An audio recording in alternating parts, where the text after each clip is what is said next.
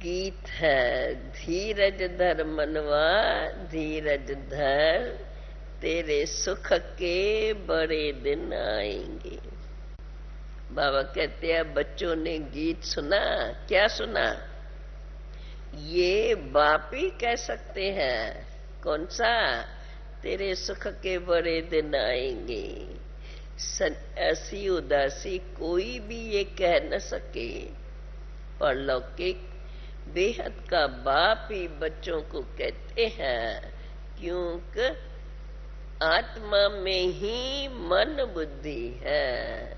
तो आत्माओं से बात करने वाले परमात्मा ही है। बाप आत्माओं को कहते हैं अब धीरज धरो। तुम बच्चे ही जानते हैं, ये बेहद का बाप सारी दुनिया को कहते हैं बच्चे धीरज धरो। और तुम बच्चे ही जानते हैं, ये बेहद का बाप ही कहने वाला है। और अब तुम्हारे सुख शांति के दिन आ रहे हैं। अब ये तो है ही दुखधाम, इसके बाद फिर सुखधाम में ही आना है। सुखधाम की स्थापना तो बाप ही करेंगे ना।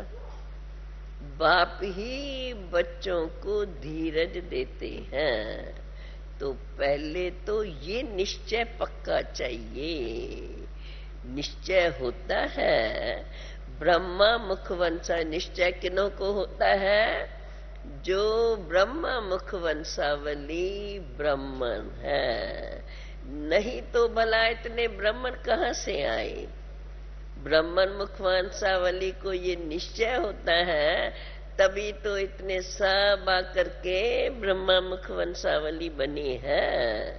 ब्रह्मा कुमार, ब्रह्मा कुमारियों का अर्थ ही है बच्चे और बच्चियां।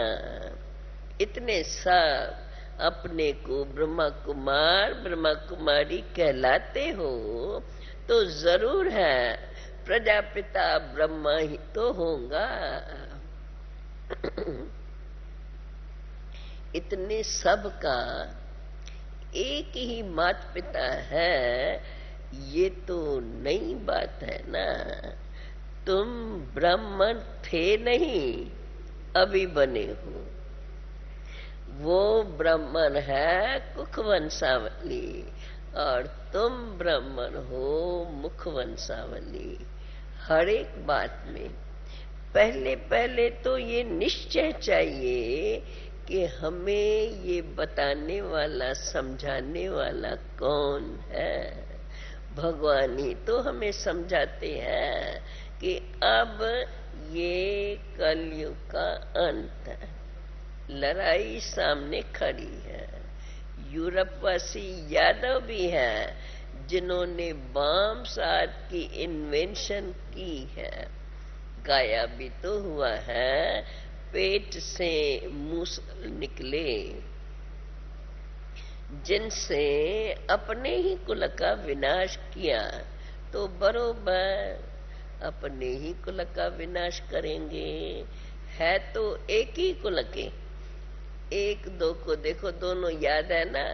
आगे बाबा ने ये हमारे चित्र में भी दिखाया हुआ है, झार के चित्र में, कि दोनों आपस में, एक तरफ रशिया दूसरी तरफ अमेरिका, उस समय की बात है तो दोनों एक ही कुल के, दोनों ही क्रिश्चियन, एक ही धर्म के। एक दो को कहते रहते हैं हम विनाश करेंगे, ये भी बरोबर लिखा हुआ है।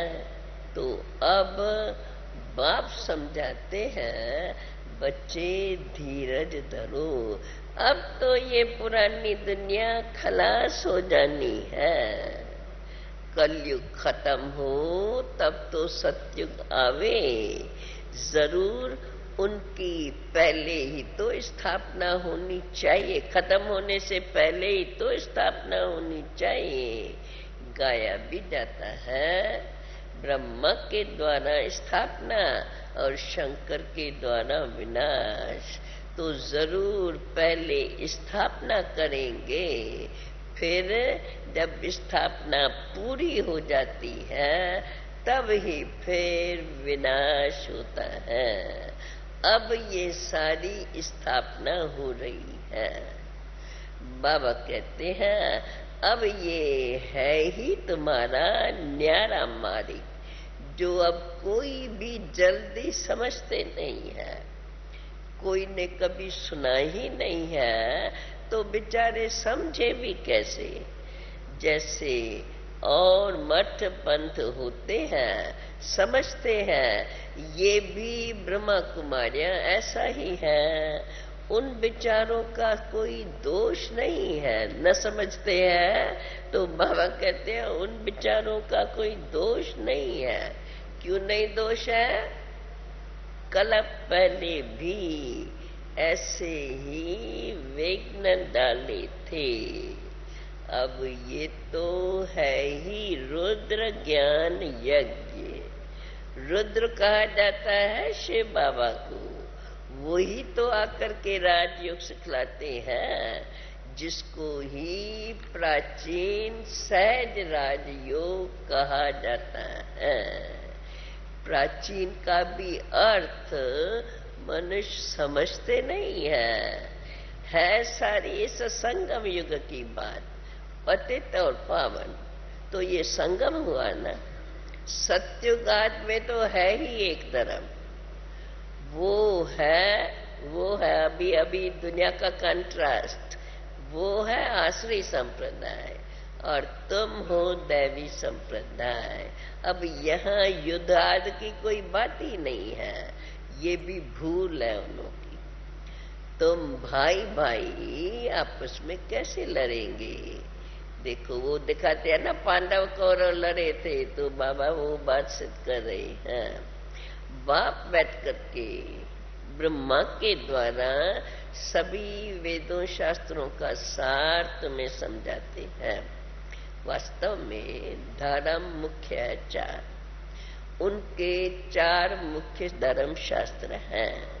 उसमें पहला धर्म है आदि सनातन देवी देवता धर्म, जिसका शास्त्र है सर्वशास्त्रमयी श्रोमणी भगवत गीता, जो ही भारत का पहला मुख्य शास्त्र है, जिससे ही आदि सनातन देवी देवता धर्म अथवा सूर्यवंशी और चंद्रवंशी धर्म की स्थापना हुई।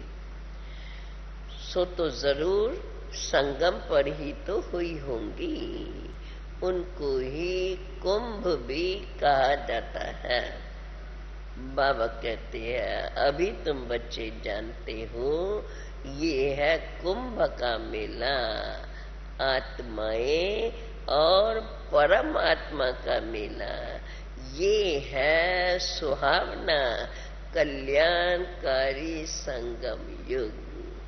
कलयुग को बदल सतयुग तो होना ही है, इसलिए इसको कल्याणकारी कहा जाता है। सतयुग से फिर त्रेता होता है, फिर त्रेता से द्वापर होता है, तो धीरे धीरे कलाएं कम होती जाती है, अकल्याण होता ही जाता है। फिर जरूर कल्याण करने वाला भी तो चाहिए। जब पूरा कल्याण हो जाता है तब ही कल्याणकारी बाप आते हैं सबका कल्याण करने के लिए। तो अब बुद्धि से काम लेना होता है। जरूर बाप तो कल्याण के अर्थ ही आएगा ना, तो उसको संगम पर ही आना पड़े। सर्व का सद्गति दाता एक बाप ही है। तो सर्व तो द्वापर में है नहीं, सत्य त्रेता में भी सभी नहीं है। बाप आते ही है अंत में, जबकि सभी आत्माएं आ जाती हैं। तो अब बाप ही आकर के ये धीरज देते हैं, बच्चे तुम्हारे सुख के दिन अब आए कि आए। बच्चे कहते हैं, बाबा इस पुरानी दुनिया में दुख बहुत है, अब बाबा हमें जल्दी ले चलो। बाप कहते हैं, नहीं बच्चे, ये तो ड्रामा अनादि बना हुआ है। फट से थोड़े ही भ्रष्टाचारी से श्रेष्ठाचारी बन जाएंगे। निश्चय बुद्धि होकर के फिर पुरुषार्थ भी तो करना है। ये जो कहा जाता है सेकंड में जीवन मुक्ति, सो तो ठीक है। कैसे ठीक है? बच्चा बना और वर्षे के हकदारी बन गए, सेकंड में वो वर्षे के लायक बने, हकदार बन गए। परंतु वहां तो फिर मर्तबे भी तो नंबरवार है। तो ऊंच मर्तबा पाने के लिए पढ़ाई में पुरुषार्थ तो करना होता है ना। ऐसे नहीं बस आए और फट से कर्मातीत अवस्था हो जाएंगी। ऐसा हो जाए फिर तो शरीर भी जल्दी छोड़ना पड़े। ऐसा ला नहीं है। माया से तो अच्छी रीत युद्ध करनी है। बाबा कहते हैं, तुमको मालूम है युद्ध जब चलती है तो 8 वर्ष, 10 वर्ष, 15 वर्ष तक भी चलती रहती है। तुम्हारी युद्ध तो है माया के साथ। तो जब तक बाप है तब तक ये तुम्हारी युद्ध चलती ही रहेगी। इसका मतलब ये नहीं हम निश्चिंत हो जाए, युद्ध में ही लड़ते रहे। बाबा कहते हैं अभी तो अंत घड़िया नजदीक आ गई है, तो अभी जल्दी जल्दी संपन्नता को प्राप्त करो। अंत में रिजल्ट निकलेंगी। अभी अंत के नजारे दिखाई पड़ रहे हैं। बाबा कहते हैं अंत में रिजल्ट निकलेंगी कि किसने कितना माया को जीता, कितना कर्मातीत अवस्था को पाया। बाप कहते हैं जितना हो सके अपने घर को याद करो, वो है शांति धाम। वाणी से परे स्थान वही है। तो अभी तुम बच्चों के बुद्धि में खुशी है। तुम जानते हो ये तो अनादि ड्रामा बना हुआ है। देखो तुम 3 लोग को भी जानते हो और कोई के बुद्धि में ये तीनों लोगों का ज्ञान नहीं है। बाबा भी तो शास्त्रार्थ बहुत पढ़ा हुआ तो है ना, परंतु ये बातें थोड़ी बुद्धि में थी जो अभी बाप ने आकर के समझाई है। भल गीता आदि पढ़ते थे, परंतु ये थोड़ी बुद्धि में था कि हम दूर देश परम धाम में रहते हैं। जिसको सभी याद करते हैं उसको ही पतित पावन कहते। जिसको सभी याद करते हैं कि पतित पावन आओ, फिर वापस तो कोई जा नहीं सकते। अभी कोई भी वापस गया नहीं है। ये तो जैसे बुलबुलाइयां का खेल हुआ है। देखो बुलबुलाइयां का खेल होता है, जहां से जाओ, जहां से भी रास्ता पास करेंगे तो कहां सामने दरवाजा नजर आ जाता है, परंतु दरवाजा देखकर समझते हैं यहां से निकले, परंतु निशाने तक पहुंच नहीं सकते, थक जाते हैं। फिर रड़ियां मारते हैं, कायो कोई रास्ता आके बतावे। तो यहाँ भी भल कितने भी वेद शास्त्र ग्रंथ आदि पढ़ो, तीर्थ यात्राओं पर जाओ, परंतु कुछ भी पता नहीं है हम कहाँ जाते हैं। सिर्फ कह देते हैं फलाना ज्योति ज्योत में समाया। बाप कहते हैं अब तक कोई भी वापस गया नहीं है, कोई जा ही नहीं सकता है। जब नाटक पूरा हो तो उसके बाद फिर सब एक्टर्स स्टेज पर आ जाते हैं, ये कायदा है। सभी उसी ही ड्रेस में, जो जिस ड्रेस में पार्ट बजाया सभी उसी ड्रेस में खड़े हो जाते हैं। फिर सबको मुंह दिखा करके फिर जाकर के अपने वस्त्र आदि बदल कर फिर देखो ये भागे घर, जल्दी जल्दी भाग जाएंगे। अब फिर से वही पार्ट रिपीट करते हैं। ये फिर है बेहद का नाटक। अभी तुम देही अभिमानी बनते हो, जानते हो हम आत्मा ये शरीर छोड़ करके दूसरा लेंगी। पुनर्जन्म तो होता ही रहता है। 84 जन्मों में 84 नाम हमने धारण किए हैं, ये सारी बाप ने जानकारी दी है। अभी तो ये नाटक पूरा हो गया है, नाटक का पूरा होने का समय मना, अभी ये अंतिम जन्म है। अब तो सबकी जर्जरीभूत अवस्था है। अब फिर से ये नाटक नए से रिपीट होगा। वर्ल्ड की हिस्ट्री डायग्राफी फिर से रिपीट होती है। बाबा कहते हैं तुम बच्चे अभी जानते हो अब हमारा पार्ट होगा। कौन सा? फिर अब वापस जाएंगे। बाप का फरमान भी कोई कम थोड़े ही है। वापस तो जाएंगे, परंतु कैसे जाना है? पतित पावन बाप समझाते हैं, बच्चे मैं तुमको बहुत सहज उपाय बतलाता हूँ। कौन सा सहज उपाय?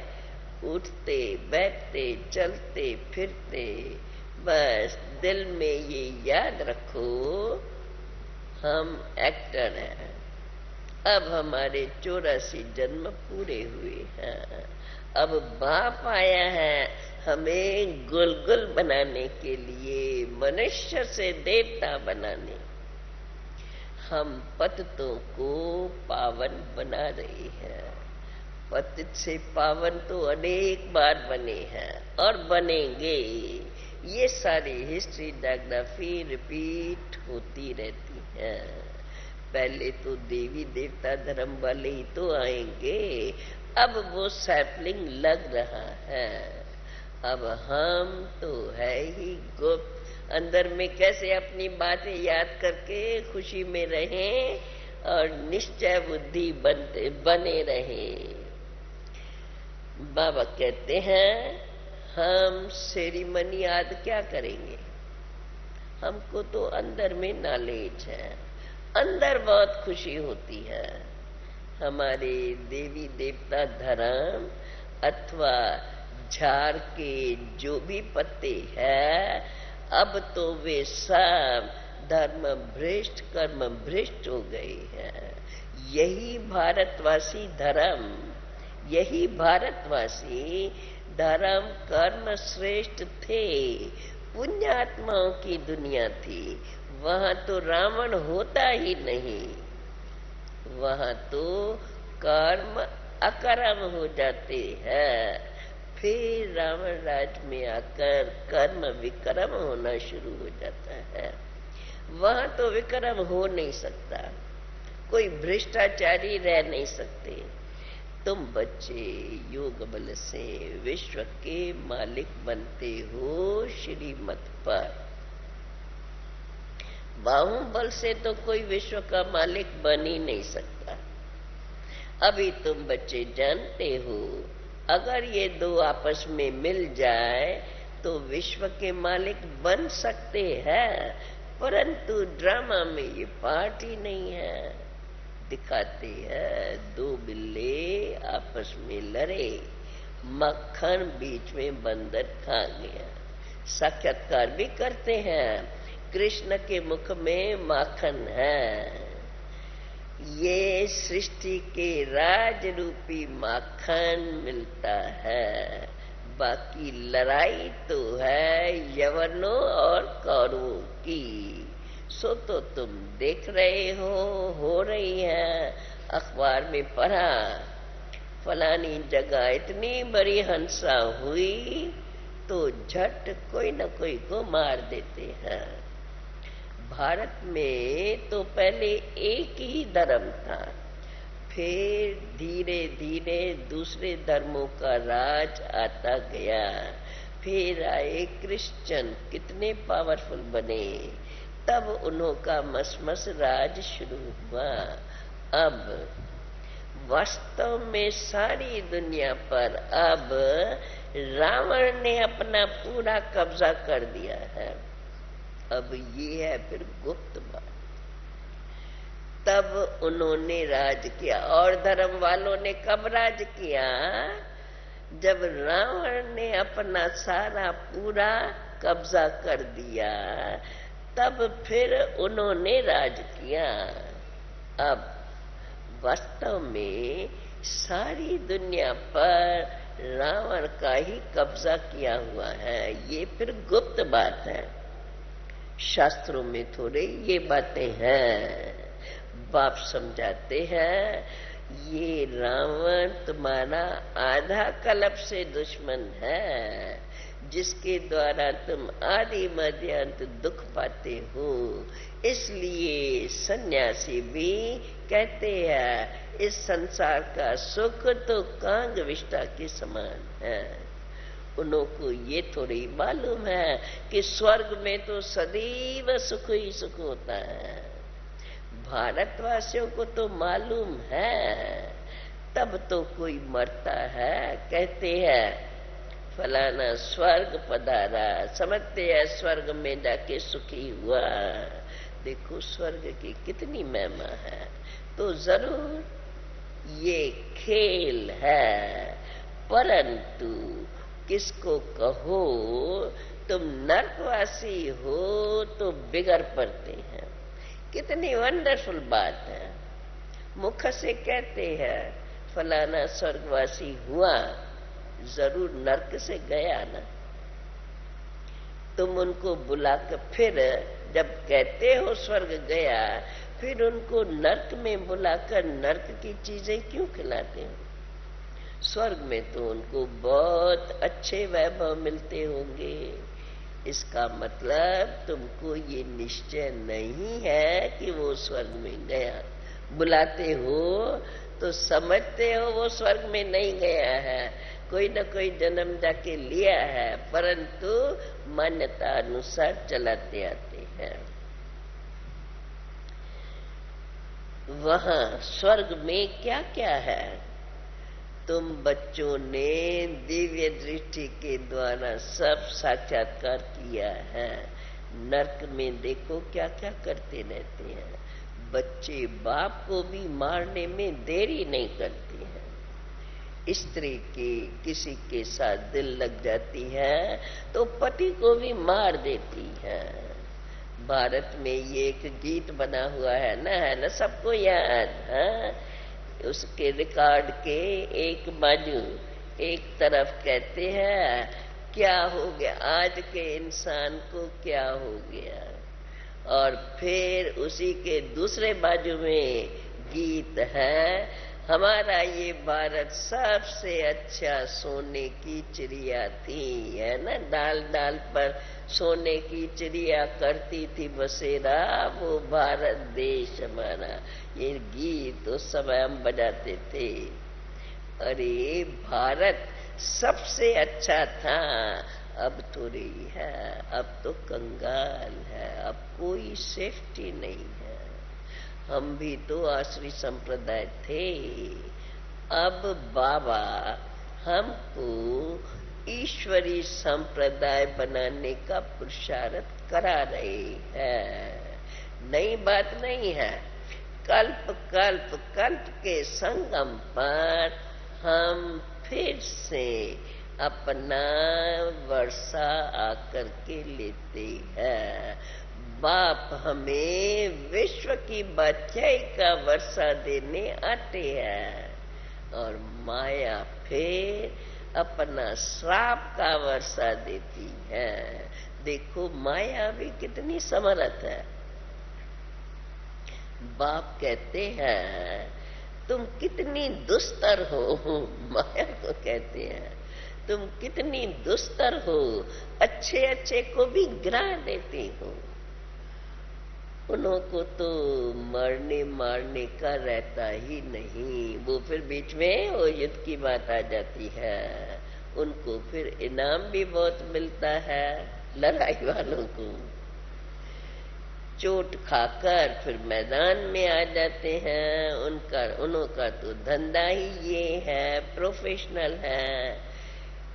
तुमको तो शिव बाबा से शक्ति लेनी है। तुम शिव बाबा से शक्ति लेकर माया पर जीत पाते हो। देखो बाबा बैरिस्टर भी है जो माया से तुम्हें छुड़ा देते हैं और तुम फिर हो, अब क्या बाबा टाइटल देते हैं, शक्ति सेना।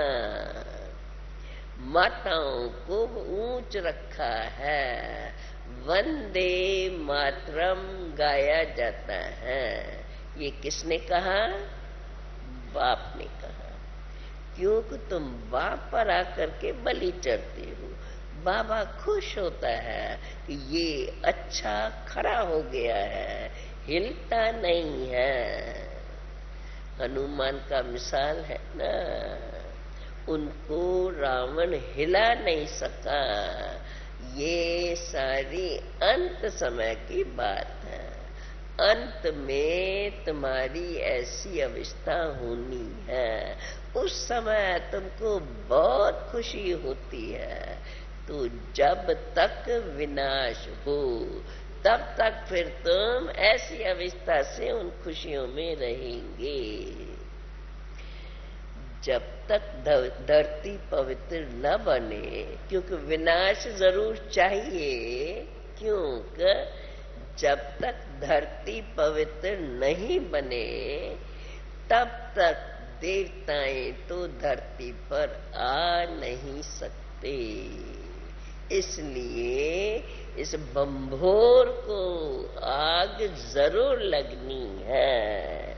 सभी आत्माओं को अपना अपना हिसाब किताब चुकतू कर मच्छरों के सदृश स्वीट होम में वापस जाना है। बाबा कहते हैं मच्छरें कितने करोड़े मरते हैं, इसलिए मच्छर कितने करोड़े मरते हैं, इसलिए गाया गया है राम गयो रावण गयो जाके बहु परिवार। वापस तो सबको जाना ही है, फिर तुम आएंगे नई दुनिया में, वहां तो बहुत थोड़े होंगे। ये सारी समझने और निश्चय करने की बातें हैं। ये तुम नॉलेज ही दे सकते हो, समझना निश्चय करना वो तो हर एक का स्वयं का काम है। अच्छा अच्छा, फिर से अब ये सारी नॉलेज हमको बाप ही दे सकते हैं और कोई भी ये नॉलेज नहीं देते। अच्छा, मीठे मीठे सिकील दे बच्चों प्रेत मात पिता बाप दादा का याद प्यार और गुड मॉर्निंग। रूहानी बाप की रूहानी बच्चों को नमस्ते। रूहानी बच्चों की रूहानी बाप को नमस्ते।